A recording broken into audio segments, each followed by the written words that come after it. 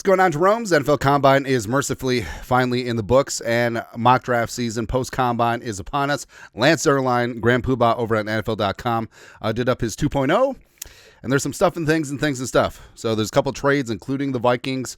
There's a quarterback who takes a tumble. It's kind of interesting. So let's dive on in. Zierlein, All right, so Kata at 1, Titans stick and pick. I think Carter's going to be a freak. I think he's perfect for their pass rush. Also, they're getting rid of Landry, so it's a new day, new dawn there. The Browns pass on quarterback. They take Travis Hunter. I mean, okay. Giants take Cam Ward in the spot. So Cam Ward and Malik Neighbors could work out, right? And Ward, you're betting on physical traits. Hopefully they translate to the National Football League. I think that they will. So the Giants finally get their quarterback. Although, I don't know, like, if I'm Cam Ward, am I really thrilled that a GM and a head coach who are basically lame ducks are just like, we're in? We'll see. Membu goes to the Patriots at 4. So Zierlein's obviously dialed in, and Membu's interesting, where I'm always wary about players who just rise up magically out of nowhere at the Combine. Now, Membu was fantastic. He checked the boxes for all the measurables, tested well, looked really good, except he was good to begin with. You know, he was good at Mizzou, except there was all this talk about, well, is he going to stay at right tackle? Do they kick him inside? Do they try and pull the Jedrick Wills and move him to left tackle? Don't know. But apparently, like, people are out on Will Campbell because of short arms. Everyone knew he had short arms, but also wingspan is very small, so that can limit him and his upside at tackle. It's okay. Kick Will Campbell inside and have him be Zach Martin for the next 12 years. Go ahead, but I don't know, like, I'm always worried about meteoric rises, but also when everyone's at the Combine, you know, the insiders are hearing things from decision makers. So maybe initially, like, they were lower on Membu than he actually was going to be. Who knows? Jacksonville Jaguars getting Tet and BTJ is going to be really, really good. Jelon Walker. So people are divided on Walker, you know, a little bit of a tweener, but basically he's edge rusher 2 in this class. He goes to the Raiders. They pass on quarterback. Will Campbell goes to the Jets. I think it's a good pickup for them. Mikael Williams goes to the Panthers. I know that with Walker and Williams, like, they don't really know where to put them. You know, the 2 Georgia products. But if they both go top 10, then wouldn't shock me. If they both drop to top 20, that wouldn't shock me either. Shamar Stewart, physical freak, going to the Saints. Josh Simmons going to the Bears. Now, this one does make a ton of sense here. Him pairing up with Darnell Wright. So you got your 2 tackles going forward. Mason Graham falls to the 49ers. Now, it's been interesting. So his weight has fluctuated greatly. Did he lose weight specifically to do the drills and then not do the drills at the Combine? Probably. That's what happens. Genty goes to the Cowboys. I think that one makes a lot of sense. And the Cowboys have been looking for that playmaker at the running back position for a while now. Emin Ward goes to the Dolphins, replacing Holland. Booker goes to the Colts. F your mom, F your face, F your testing. Tyler Booker's still a dog. All right, so Tyler Booker replacing Will Fries, probably leaving for agency. Him and Quentin Nelson, one time. Mike Green goes to the Falcons. I feel like that one's been mocked 17,000 times. Calvin Banks goes to the Houston Texans. So they can put him at guard, kick him out to tackle, eventually go from there. I think that he will be a future left tackle, you know, once Tunsil is all said and done. Tyler Warren goes to the Bengals. I mean, that's a nice pickup, and the Bengals defense is probably still going to be bad.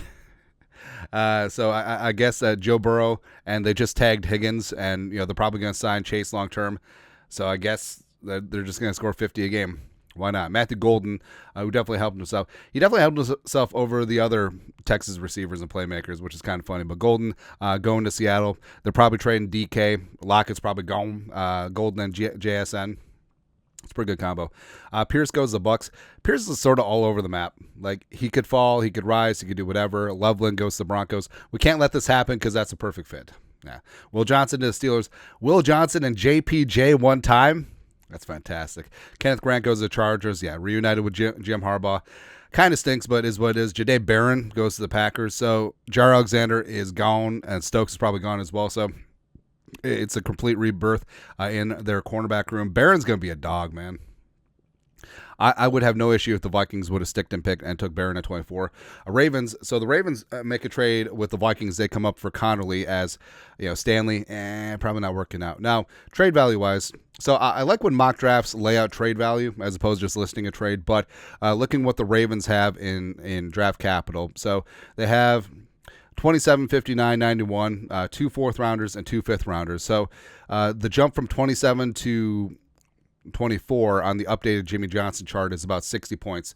So we got the grouping in yellow and then the grouping in blue. So yellow will be in the 4th round, pick 128, plus 5th rounder, pick 178, or 136 and 176. So 4th and 5th combination to move up. Not getting a 3rd. Obviously not getting the 2nd, moving down 3 spots. But overall, like I would be fine with either of those hauls. If I had to pick one, I guess I'd go 128 and 178 because you got the higher of the picks in those combinations. So it's probably what you're looking at for moving down that far in the 1st round. So they take Connolly, LB3 to the Cardinals. Hottie Campbell that we talked about goes to the Rams. I kind of like that. One. The Vikings get Maxwell Hairston. This is what Zierlein wrote. Minnesota adds the buzziest cornerback coming out of the combine. Hairston lit up the track at Lucas Oil Stadium with a 4.28 40-yard dash. Now, I was a big leverage fan back in the day, so it's like, damn it, Hairston. It's close enough. But Maxwell Hairston is interesting. So he redshirt junior coming out of Kentucky, 21 years young, long arms, a great press man corner, 6 interceptions over his last 20 games. Now, he did miss a fistful of games this last season because of a shoulder injury, but medicals-wise, that apparently checked out and is good to go. But he is a ball hawk, and he'll turn around and make them score. So 6 interceptions over the last 2 years, 20 games. Also three house calls, which is great. And as Zierlein said, it lit up the combine, 4.28, 40, elite in the jumps as well. So you have a speedy, explosive, a long-limbed corner. That's what you do, man. Zierlein's NFL.com scouting report. Overview, a slender outside cornerback with long arms and impressive ball production. Hairston is capable of playing all forms of zone and man coverage. He anticipates well with eyes forward as a burst to take the ball away, posting 6 interceptions, 3 return for touchdowns over his last 20 games. I just said that.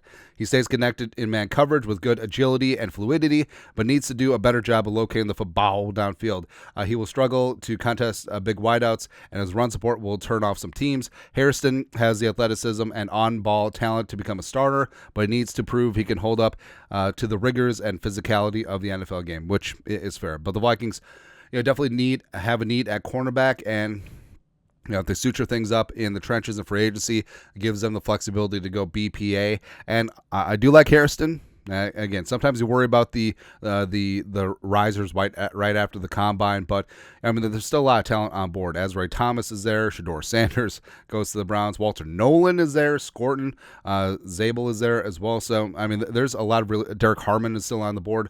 So a lot of really talented players, but the Vikings get likely an extra 4th and 5th rounder out of the situation. So their draft capital would be 27. They still have 97 projected comp pick, and then they would have a 4th in 128, 3 5ths, and then no 6 and no 7s. So, but they can break those down as they go. So overall, like, if this is the direction that the Vikings want to go, I'm sure that Flores would absolutely love and adore having a guy like Hairston on the outside, an alpha that takes away the ball and can play man and can play press and can play zone. So it would be pretty damn good. But your thoughts are thoughts. Take a look at Lance Zierlein's NFL.com mock draft 2.0 post-combine edition. Let us know. Comment section. You guys are the best. You know what to do. Skull production value.